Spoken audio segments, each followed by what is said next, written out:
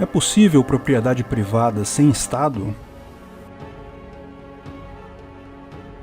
Se dermos uma olhada na Constituição brasileira, aquela que materializa o contrato social do Rousseau, que é o que os lunáticos estatistas dizem que todos nós assinamos, mesmo sem ter nem sequer a oportunidade de assinar ou não, tem lá no artigo 5º, inciso 22, é garantido o direito de propriedade. Olha que lindo. Mas logo em seguida vem o 23, a propriedade atenderá à sua função social. O que isso quer dizer na prática? Que se o Estado não gostar da função que você dá para sua propriedade, ele pode dizer que ela não atende a tal função social e pode tomá-la de você. Sim, mas deve ter uma definição, certo? O que seria essa função social? Devem ter atributos, algum balizamento? Não, não tem, pode procurar. Existem leis sobre isso, mas são todas genéricas, exatamente para dar poder ao burocrata. Pergunta para o pessoal da Vila Autódromo aqui no Rio, que não cumpriu a sua função social de ser algo bonito ao lado do Parque Olímpico. Evidente que deram outra desculpa, precisavam de um acesso XYZ ao Parque Olímpico e a favela ficava no meio do caminho. Quando eu fui nas Olimpíadas, eu fiz questão de ir lá ver. Precisavam nada, não usaram a área para nada. Todo mundo sabe a verdade. Não fica bem uma favela do lado dos estádios olímpicos. Não cumpre a função social dela. Na verdade, o Estado não garante de forma nenhuma a propriedade de ninguém, a não ser, claro, a dele mesmo. Por exemplo, o uso capião, que permite que pessoas adquiram de forma primária terras cujo proprietário original não as usa nem defende, se comprovarem que moram, usam e defendem essa terra por um tempo X, não vale em áreas do Estado. O Vidigal é uma das várias favelas no Rio que ninguém tem escritura da área, apesar de morarem lá há muitos anos. Mas o terreno é do Estado, então não pode. Mas você pode falar, o Estado é aquele que te dá a escritura, que prova a propriedade da sua terra ou da sua casa. Bom, muita gente não sabe o que é uma escritura. Acho que é algum tipo, uma declaração do governo, tipo, fulano é dono do apartamento 302 da rua X, número Y. Eu garanto, assinado o governo. Não, não é isso de forma alguma. A escritura consiste apenas no histórico registrado daquela propriedade. Por exemplo, a sesmaria de fulano de tal foi desmembrada nas fazendas A, B e C, a fazenda C foi vendida e desmembrada dos lotes 1, 2 e 3, o lote 3 foi vendido para Beltrano, que resolveu construir um prédio e vendeu o apartamento 302 desse prédio para... aí vem o seu nome. Digo isso e dou fé. Veja, se aparecer alguém e provar que a fazenda de fulano de tal, que estava lá embaixo, não era dele, mas era na verdade do cicrano, um abraço, meu amigo. Todas as escrituras feitas a partir desse ponto são inválidas. O pessoal aqui no Rio conhece a disputa judicial na Barra entre o libanês da Barra e o chinês da Barra. Vários terrenos lá estão na área em disputa, quase metade do bairro. Inclusive o Barra Shopping. São linhas de transmissão de propriedade que divergem depois da morte de Abílio Soares de Souza em 1928. Esse foi o último proprietário inconteste sobre a área. Ou seja, não há ninguém que conteste que ele era o proprietário. Só que ele morreu sem filhos. A partir da morte dele, o terreno que até então era só mato, tinha muito baixo valor, pode ter sido comprado por duas pessoas. Um chinês, Zhong On-Wei, que afirma ter comprado do Banco de Crédito Móvel em 1944 o terreno. Esse banco havia tomado a área legalmente por dívidas do proprietário, após a morte deste. Só que não há muitas evidências de que tal banco sequer tenha existido, e essa é a linha do chinês da Barra. Detalhe, todas as escrituras atuais derivam dessa do chinês. Já Mohammed Ismail El-Samad, o libanês da Barra, diz ter adquirido as terras de parentes colaterais do último proprietário reconhecidamente legítimo. Veja, os dois têm escrituras comprovando os pleitos. O libanês já ganhou na primeira instância, mas esse tipo de julgamento costuma levar décadas. Vamos ver no que dá isso. Escritura não garante nada, ela só registra o histórico daquela propriedade até chegar a você. Mas eu tô vendo na minha escritura aqui e não vem desde a época das sesmarias. Pois é, não vem porque não há dados ou os dados se perderam. A escritura perfeita veria desde a aquisição originária daquela propriedade por alguém, mas nem sempre isso é possível. Ter a escritura de um imóvel é, sem dúvida, uma boa prova de propriedade do mesmo, mas não é nada além disso, uma prova da sua propriedade, ela pode ser derrubada. E deve-se notar também que não há qualquer dificuldade em fazer esse tipo de registro de forma muito mais segura hoje em dia, usando uma cadeia de blockchain. Além de ser um registro muito mais confiável e de difícil perda, ficaria muito mais acessível, todos poderiam comprovar e verificar com tranquilidade a veracidade da informação. O blockchain também é independente do governo, o que significa que o governo não tem controle sobre ele. Então, se propriedade é algo que o governo não garante de fato e, ao contrário, pode até tirar de você ao bel prazer dele, como achar que o governo que garante a propriedade? Não faz absolutamente nenhum sentido isso. Mas vamos entender um pouco mais o que é a propriedade sem o Estado. Estatistas adoram dizer que não há propriedade sem o Estado porque o Estado que definiu o termo propriedade privada na legislação. O que é uma piada similar àquela que diz que imposto não é roubo porque o Estado definiu roubo de forma diferente na legislação.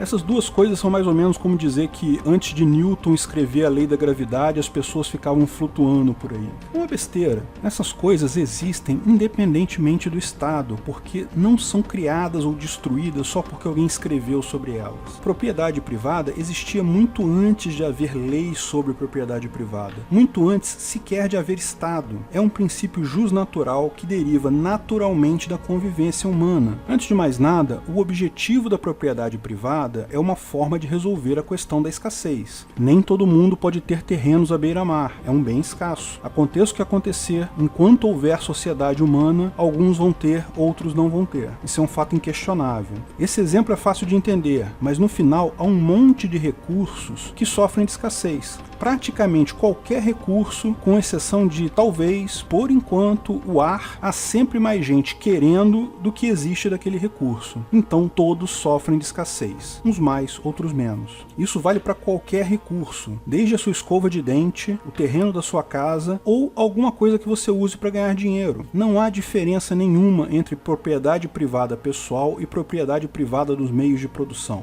Com exceção, talvez, da inveja que alguns sentem dessa última, como eu expliquei no vídeo Meritocracia Existe. As sociedades se organizam naturalmente para resolver o problema da escassez de duas formas lógicas. De fato, só há essas duas formas, nenhuma outra. Ou se define via propriedade privada, ou se define via governo. Imagina uma sociedade comunista. Como se define quem tem casa de frente para a praia? Lógico, o pessoal do partidão ganha casa, né? A nomenclatura só que tinha casa em Sochi. Olha lá na ilha do Fidel Castro, que tem uma ilha dentro da ilha que é só do Fidel. No final, só há essas duas formas de resolver o problema da escassez. Ou uma hierarquia, um governo, uma assembleia de pessoas decide com quem fica o terreno, ou se usa o conceito jusnatural de propriedade privada. Entenda mais sobre essa diferença no vídeo Quem Inventou o Anarcocapitalismo. Se você tem um governo, a propriedade privada não é sequer necessária, porque, no final das contas, sempre vai ser o governo quem vai decidir quem é o dono da coisa. Como explicamos no início do vídeo, se ele quiser, ele tira de você. Propriedade privada estatal é só um truquezinho de marketing que o governo usa para você não perceber o quanto está sendo escravizado por ele.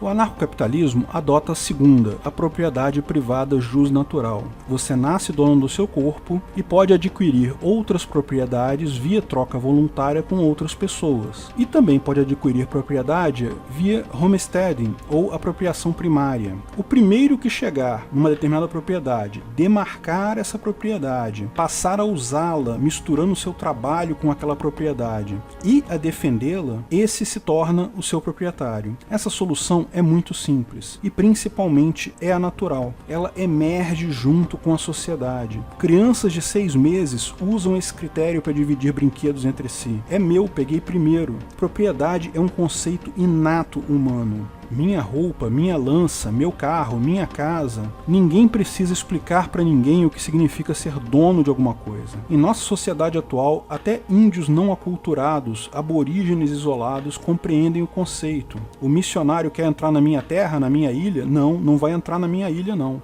Eu aposto que os neandertais que viviam na caverna, cada família tinha, sei lá, um canto da caverna que era deles. E quem garante a sua propriedade contra alguém que a invada? Veja, qualquer aquisição ilegítima com o uso da força, ameaça de violência, fraude ou mera invasão pode ser contestada num tribunal privado. A pessoa invadiu um terreno seu e agora alega que o usa, delimita e defende. Você também alega que o usa, delimita e defende até ter sido invadido. Cada um vai apresentar a suas provas em um tribunal privado e esse vai decidir a causa. Quem tem o melhor título de propriedade no caso? Você adquiriu aquele bem através de uma troca voluntária? Pode mostrar documentos que comprovem isso? Pode mostrar o registro da transação no blockchain? Pode chamar o dono anterior da propriedade que te vendeu? Outras pessoas do seu grupo, seus vizinhos, podem confirmar que aquele objeto é seu? Se não há contestação à propriedade em um tribunal privado, presume-se que a propriedade atual é legítima. Quem está numa propriedade, a usa, delimita e defende é o proprietário. Se há contestação, o tribunal vai avaliar as provas apresentadas por cada parte e vai dar a sentença.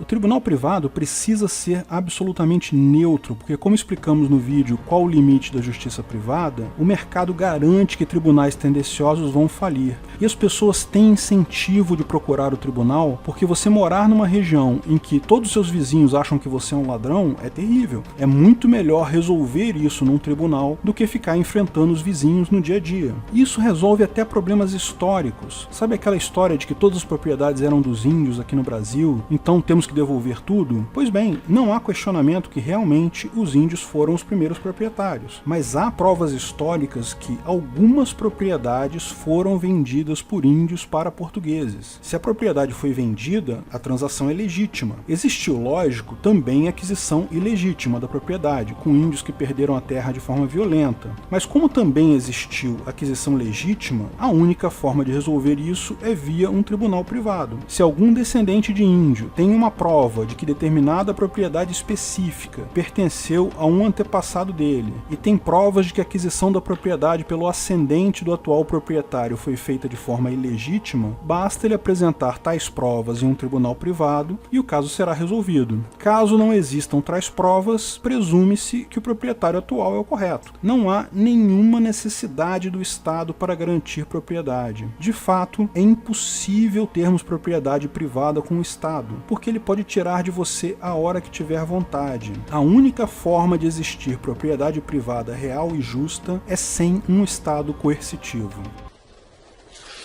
Se você gostou do vídeo, não esqueça de curtir e compartilhar. Comente abaixo se tiver qualquer dúvida ou se quiser sugerir novos temas. Se inscreva no canal e clique no sininho para ser avisado de novos vídeos. Lançamos vídeos novos todas as sextas-feiras, eventualmente algum vídeo extra durante a semana. Agradeço a todos os nossos apoiadores no Patreon, Apoia-se e Subscribestar, principalmente nossos apoiadores VIPs, Bob Dias, Bruno Brinatti, Keller, Fabrício Biasotto, Gabriel Carres, Matheus Azevedo, Matheus Nardi, Onias Vieira Júnior, Rodrigo Andolfato, Thiago Abreu, Washington Matos Poloto. Se quiser contribuir com o canal, ajudar na divulgação do anarcocapitalismo, veja na descrição do vídeo de que formas você pode fazer isso.